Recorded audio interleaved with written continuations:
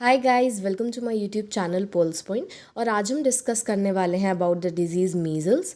तो let's start the video. तो इस वीडियो में हम जो डिस्कस करेंगे मीज़ल्स के बारे में, क्या डेफिनेशन होती है, क्या क्या एपिडेमियोलॉजिकल फैक्टर्स होते हैं, होस्ट फैक्टर्स क्या होते हैं, डायग्नोस्टिक टेस्ट कौन कौन से होते हैं, आप कैसे प्रिवेंट कर सकते हैं, what is the medical management और अलग अलग स्टेजेस के बारे में। तो लेट्स स्टार्ट द वीडियो। तो मीज़ल्स को रुबियोला भी बोलते हैं, but it is different from rubella. तो डेफिनेशन देखें तो मीज़ल्स एक इन्फेक्शियस वायरल डिजीज़ होती है। इन्फेक्शियस वायरल डिजीज़ का मतलब है कि it is caused by virus, जो कि जिसके कारण क्या क्या होता है, फीवर और रेड रैश देखने को मिलता है। और ये टिपिकली अकर होती है चाइल्डहुड में। ये एक हाईली कंटेजियस इलनेस होती है which is caused by a virus that replicate in the throat nose of an infected child और अडल्ट। जो इन्फेक्टेड पेशेंट रहता है, ये वायरस उनके थ्रोट और नोज़ में रेप्लिकेट होता है और उसी के कारण ये जो डिजीज़ है ये प्रोग्रेस करती है। ये प्राइमरली मेरा इन्फेक्ट करता है या फिर अफेक्ट करता है रेस्पिरेटरी सिस्टम को। तो this is all about the definition. अब आ जाते हैं अपन एपिडेमियोलॉजिकल फैक्टर्स के बारे में।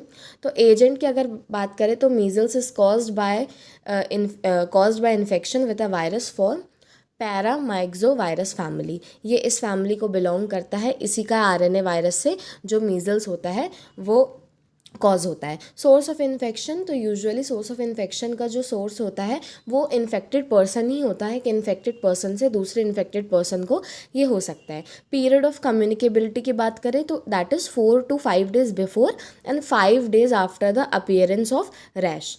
तो ये हो जाएगा कम्युनिकेबिलिटी का पीरियड। स्प्रेड ऑफ इन्फेक्शन की अगर हम बात करें तो ये रेस्पिरेटरी रूट से मेरा स्प्रेड होता है इन्फेक्टेड पर्सन से एक नॉर्मल पर्सन पे, ससेप्टेबल पर्सन पे। कैसे?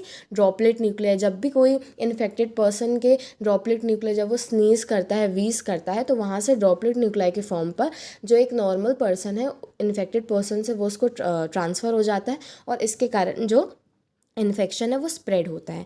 प्लस इसके साथ साथ direct person to person contact से भी जो ये डिजीज़ है वो स्प्रेड हो सकती है। तो ये आगे हमारा एपिडेमियोलॉजिकल फैक्टर। इसके बाद आ जाता है हमारा होस्ट फैक्टर। तो होस्ट फैक्टर्स में ऑब्वियसली जो होस्ट होगा that will be the human.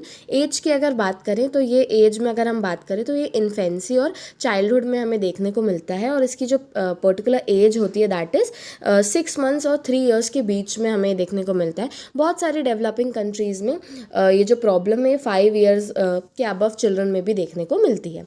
अगर हम इम्यूनिटी की बात करें तो कोई स्पेसिफिक इम्यूनिटी नहीं होती किसी भी एज के लिए। हाँ, लेकिन अगर किसी भी इन्फेक्टेड पर्सन को एक बार मीज़ल्स का अटैक हुआ है तो वो कन्फर कर देता है लाइफ लॉन्ग इम्यूनिटी को।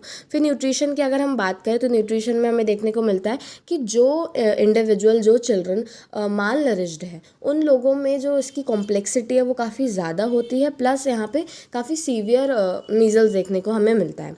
फिर आ जाता है हमारा मोड ऑफ ट्रांसमिशन। तो as I told you earlier, तो जो वायरस होगा वो डायरेक्ट कॉन्टैक्ट के थ्रू, इन्फेक्शियस ड्रॉपलेट के थ्रू या फिर एयरबॉर्न स्प्रेड के थ्रू इन्फेक्टेड पर्सन में ट्रांसमिट होगा और पर्सन जो रहेगा उसे ब्रीथ कफ या स्नीज के फॉर्म में एक नॉर्मल पर्सन उसको ले लेगा, जिसके कारण ये डिजीज़ जो रहेगी अकर करेगी।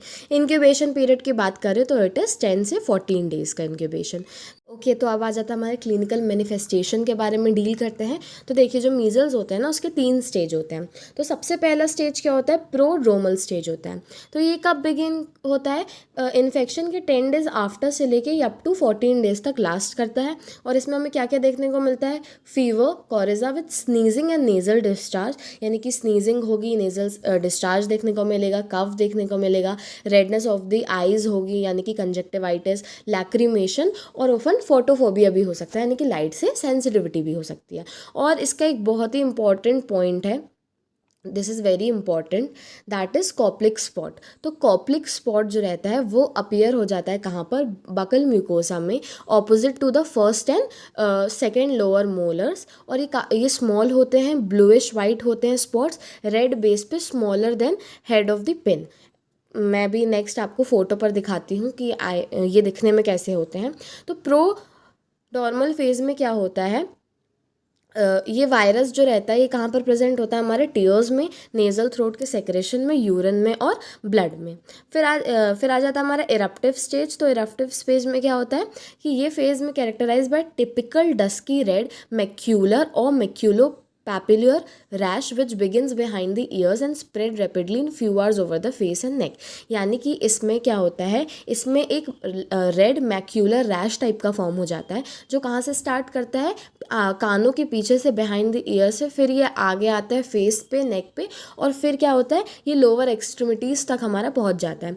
तो फर्दर ये एक्सटेंड कर जाता है और 2 से 3 दिन के अंदर प्रोग्रेस कर जाता है लोअर एक्सट्रीमिटीज़ की टुवर्ड्स, और in the absence of complication जो लेजन्स ऑफ फीवर रहेगी वो 3 से 4 दिन में क्या होने लगते हैं, डिसअपियर होने लगते हैं, और ये धीरे धीरे शो करने लगता है क्या, प्रोग्रेसिव एंड डिजीज़ का।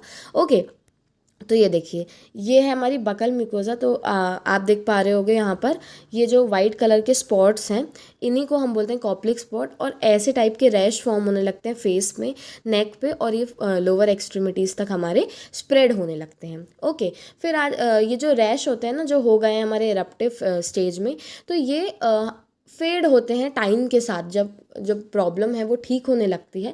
बट क्या होता है, कोई भी रैश अगर अपना ठीक होगा तो वो एक ब्राउनिश डिस्कलरेशन अपीयरेंस आएगा उसमें, जो कुछ मंथ से लेके थोड़ा और समय तक रहता है। वो धीरे धीरे जो ब्राउन का डिस्कलरेशन फॉर्म हो गया रैश के ख़त्म होने के बाद वो ठीक होता है। इसके बाद आ जाता है हमारा पोस्ट मीजल स्टेज। इसमें क्या होता है कि चाइल्ड का जो वेट होता है वो लूज़ होने लगता है और चाइल्ड वीक होने लगता है।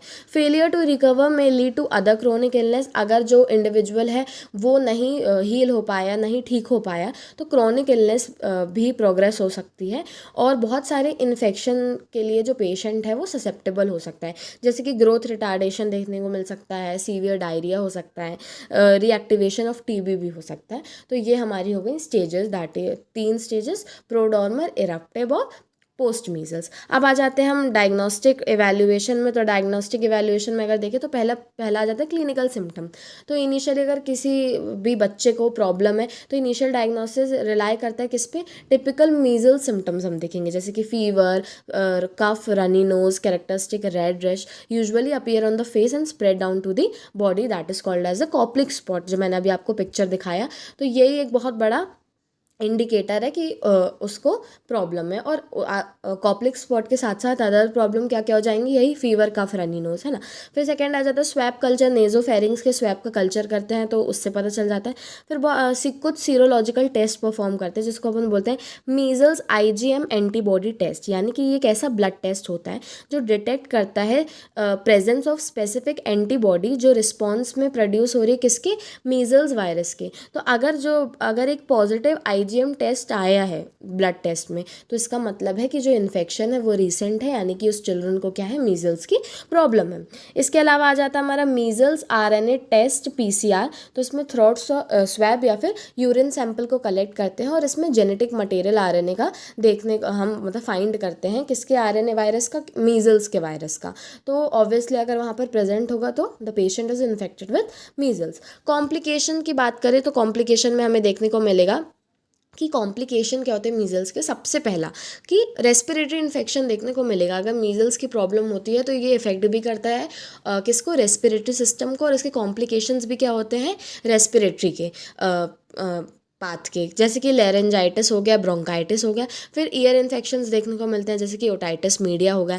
आई प्रॉब्लम्स में पिंक आई हो गया यानी कि कंजक्टिवाइटिस हो गया। न्यूरोलॉजिकल इश्यूज़ में आ जाएगा हमारा। फिर सीवियर डायरिया देखने को मिलता है, और ये मैंने डिजीज़ के कुछ पर्टिकुलर नाम देखे हैं जो कि नोटिस किए गए हैं as a complication of measles. इसके बाद हम आ जाते हैं मैनेजमेंट के बारे में। तो मैनेजमेंट में सबसे पहला जाएगा हमारा मेडिकल मैनेजमेंट। तो इसका कोई ऐसा पर्टिकुलर मेडिसिन नहीं है, बट हम इसमें एंटीवायरल एजेंट्स प्रोवाइड करते हैं, जैसे कि एसाइक्लोविर, क्योंकि एक वायरल डिजीज़ है। इसके साथ हम इसमें सिम्टोमेटिक ट्रीटमेंट प्रोवाइड करते हैं, जैसे कि फीवर आ रहा है तो एंटीपायरेटिक, एंटीहिस्टामिन्स और सेडेटिव्स आ जाएगा।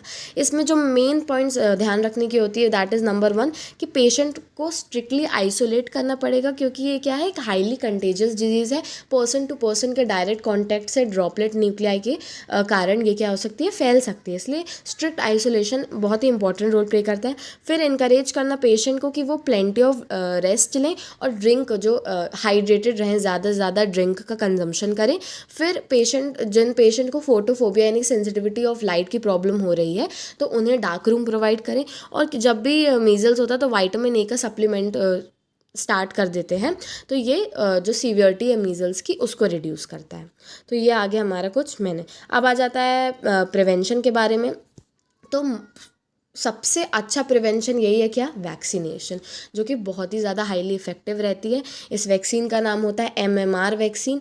ये पेशेंट को ये किसी भी इंडिविजुअल को, हम सबको ये MMR वैक्सीन लगी हुई है और लगती है, तो ये प्रोटेक्ट करता है इंडिविजुअल को मीजल्स, मम्स और रुबेला से। और ये टिपिकली इसके 2 डोजेज़ होते हैं। तो जो पहला डोज होता है वो कब लगता है, 12 से 15 मंथ्स ओल्ड जब रहता है बेबी तब, और सेकेंड डोज लगता है 4 to 6 ईयर्स ओल्ड में।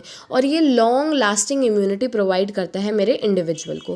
फिर अगर जो इंडिविजुअल है उसको पहले ये वैक्सीन नहीं लगी है और अगर मीजल्स हो गया है तो फिर आप क्या करोगे, फिर हम ह्यूमन मीजल इम्यूनोग्लोबिन प्रोवाइड करेंगे अगर पहले से वो वैक्सीन प्रोवाइडेड नहीं है। तो ये सारी डिटेल्स थी मीजल्स के बारे में। और आई होप ये पूरा वीडियो आपको क्लियर हुआ हो, ईच एंड एवरी पॉइंट। और कोई भी क्वेरी हो तो you can comment down. So don't forget to like, share and subscribe to my channel. Thank you.